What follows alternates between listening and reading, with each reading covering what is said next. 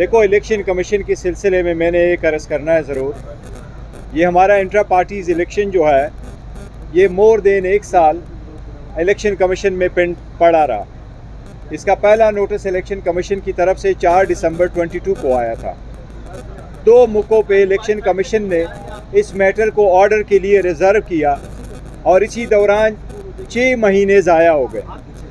अब जबकि ये मैटर पेंड है और दरख्वास्त पे दरख्वास्त हम दे रहे हैं कि काइंडली हमारा सर्टिफिकेट, जिस तरह 175 पॉलिटिकल पार्टी का सर्टिफिकेट आपने वेबसाइट पे दिया है, जिस वक्त आपके पास पार्टी हेड की तरफ से एक एफिडेविट आता है कि मैंने इलेक्शन करवाए हैं, आप उनके सर्टिफिकेट इशू करते हैं। 22 तारीख लास्ट डेट है नॉमिनेशन पेपर फाइल करने के।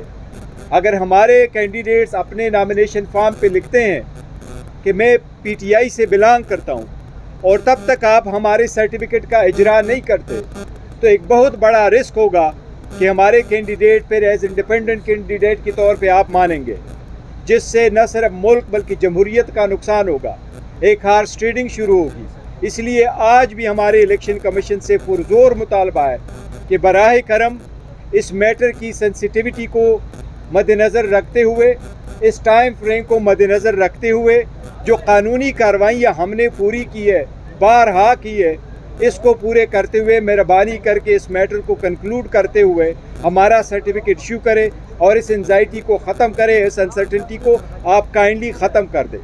ये इलेक्शन कमीशन से मैं इस्तदा दोबारा करूँगा कि आप एक आईनी इदारा है, आपका फ़र्ज़ है free and fair and transparent election कराना।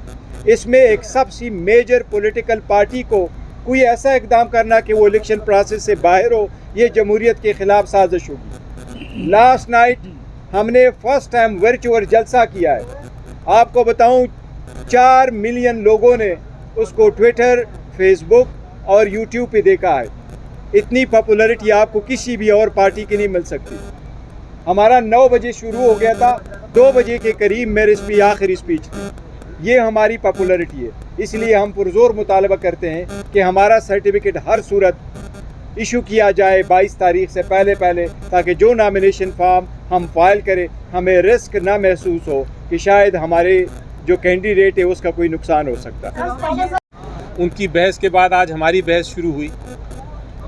सबसे अहम पॉइंट जो है इस केस का वो ये है कि इलेक्शन जो हमने कराए वो पीटीआई ने अपने आइन, अपनी कॉन्स्टिट्यूशन, अपना कानून, जो इलेक्शन का कानून 2017 का है, जो इलेक्शन कमीशन ऑफ पाकिस्तान ने रूल्स बनाए हैं, उनके मुताबिक कराए। हर एक को पता था मीडिया में कि किस दिन नॉमिनेशन पेपर फाइल करने हैं, हर एक को पता था मीडिया में कि किस दिन इलेक्शन है। इलेक्शन का शेड्यूल जो था वो भी मीडिया पे प्रिंट हुआ। जिस दिन नॉमिनेशन पेपर्स फाइल किए गए वो भी मीडिया पे रिपोर्ट हुआ। जिस दिन इलेक्शन का पोलिंग डेट थी वो भी मीडिया पे, इलेक्ट्रॉनिक और प्रिंट मीडिया दोनों पे आया। तो इसमें कोई अबहम नहीं रहा कि इलेक्शंस जो थे, जो इंट्रा पार्टी इलेक्शंस थे पीटीआई के, वो पीटीआई के आइन के मुताबिक हुए। अब कानून ये कहता है कि अगर किसी को इतराज़ है उस इलेक्शन से, तो सबसे पहले उसको ये साबित करना है कि वो पार्टी का मेंबर है, सपोर्टर नहीं, वर्कर नहीं, वोटर नहीं, मेंबर, वोटिंग मेंबर। यानी कि हमारी एक ऐप है, उसको कहते हैं राब्ता ऐप। उस ऐप के अंदर जो भी मेंबर्स हैं उनकी लिस्ट मौजूद है। बैरिस्टर साहब अभी आपको बताएंगे चेयरमैन साहब के कितने लोग उसके मेंबर्स हैं। ये जो 14 लोग हैं उनमें से एक भी शख्स पीटीआई का मेंबर नहीं है। राब्ता एप्लीकेशन के ज़रिए जो भी मेंबर होता है उसको एक मेंबरशिप कार्ड भी मिलता है। मेंबरशिप कार्ड के अलावा उनको एक मेंबरशिप फ़ी भी देनी पड़ती है। ये जो 14 लोग हैं इनमें से किसी के पास भी मेंबरशिप कार्ड भी नहीं है, ना उन्होंने फ़ीस दी है। कानून ये कहता है कि अगर आप मेंबर नहीं हैं तो आप एप्लीकेशन नहीं फाइल कर सकते इलेक्शन कमीशन ऑफ पाकिस्तान के पास। तो पहला मौक़िफ़ तो हमारा ये था। दूसरा मौक़िफ़ ये था कि ये जो 14 लोग हैं, इनमें से एक ने भी एप्लीकेशन नहीं दी कि हमें नॉमिनेशन फॉर्म दें। इनमें से एक ने भी एप्लीकेशन नहीं दी कि हम कोई इलेक्शन लड़ना चाहते हैं। जो इलेक्शन होता है पीटीआई का, वो पैनल बेस्ड इलेक्शन होता है, यानी कि हर पैनल के लिए 15 कैंडिडेट्स चाहिए, 15 मेंबर चाहिए। इनमें से 14 में से किसी ने भी नहीं कहा कि हम ये 15 मेंबर लेके आए थे। ये जो एप्लीकेशंस फाइल की गई हैं, इसमें भी जिक्र नहीं है कि हम किस पोस्ट के लिए इलेक्शन लड़ना चाहते थे। इसमें भी जिक्र नहीं है कि हमने कोई एप्लीकेशन फॉर्म दिया। इसमें भी पैनल नहीं दिया उन्होंने। तो इस तरह इन दोनों पॉइंट्स पे हमने इल्तिजा की इलेक्शन कमीशन को कि हमने इलेक्शन करा लिए हैं और कानून में ये जो 14 लोग हैं, इनके पास कोई गुंजाइश नहीं कि वो अपनी ऑब्जेक्शन पिटिशन फाइल कर सकें।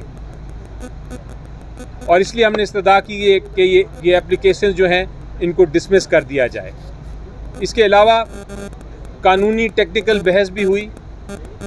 सिंपल जो उसको अल्फाज में अगर मैं बयान करूं, तो जो इलेक्शन एक्ट है 2017, वो ये कहता है कि आपने एक सर्टिफिकेट देना होता है चेयरमैन ने कि हमने इलेक्शन कर लिए हैं। उसके बाद इलेक्शन कमीशन ऑफ पाकिस्तान के पास कोई गुंजाइश नहीं है, उसको वो मानना पड़ता है सर्टिफिकेट। और अगर इलेक्शन ना कराए कोई जमात इंट्रा पार्टी इलेक्शन, तो उसके ख़िलाफ़ एक्शन ले सकती है इलेक्शन कमीशन ऑफ पाकिस्तान।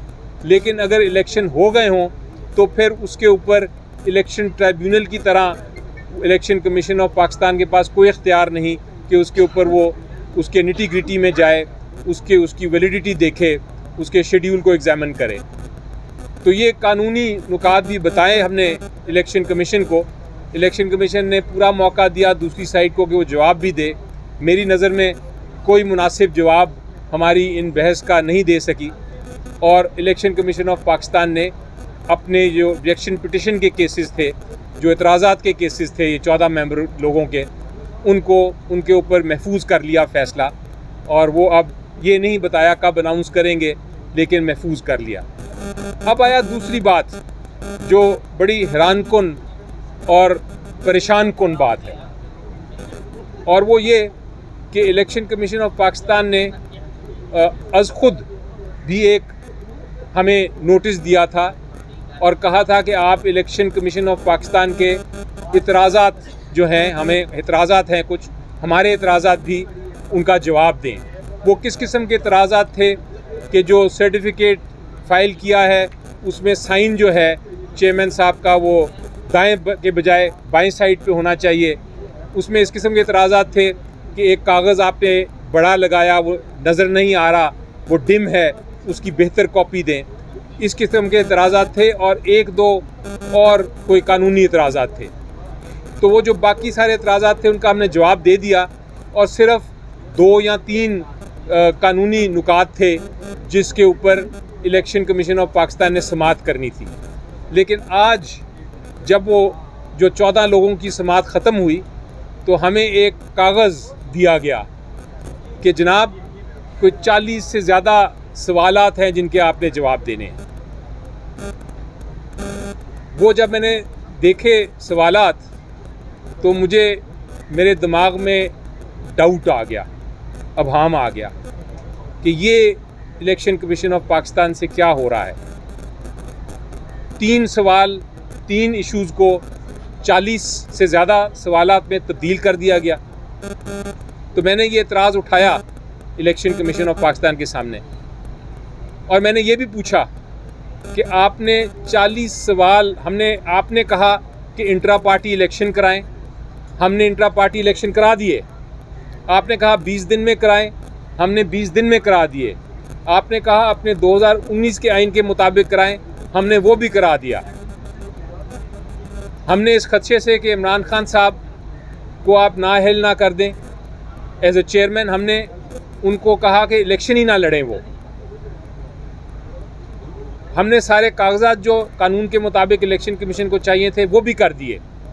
लेकिन फिर भी इलेक्शन कमीशन हमसे पूछ रहा है कि जनाब आप उस दिन जिस दिन इलेक्शन हुआ आप खड़े हुए थे कि बैठे हुए थे, आपने पानी पिया, आपने खाना खाया।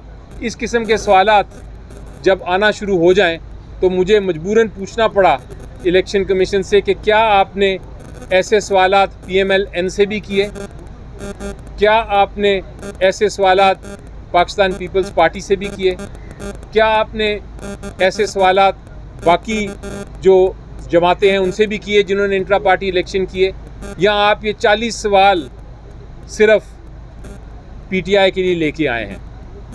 इसका कोई जवाब उनके पास तैयार नहीं था जो उनके इलेक्शन कमीशन के रिप्रेजेंटेटिव्स थे। लेकिन जो इलेक्शन कमीशन ने हमें कहा कि आप इस पे एप्लीकेशन दें तो हम इसका फिर प्रॉपर जवाब मांगेंगे अपने रिप्रेजेंटेटिव से। तो ये पोजीशन है। इन द मीन टाइम हमारे पास कल की बहस के लिए अब केस फिक्स हुआ है। हम इन 40 सवालों का भी जवाब देंगे और इन 40 सवाल जो हैं उनका जवाब ओरली भी देंगे, ज़ुबानी भी बहस करेंगे इंशाल्लाह। आप कुछ कहना चाहेंगे?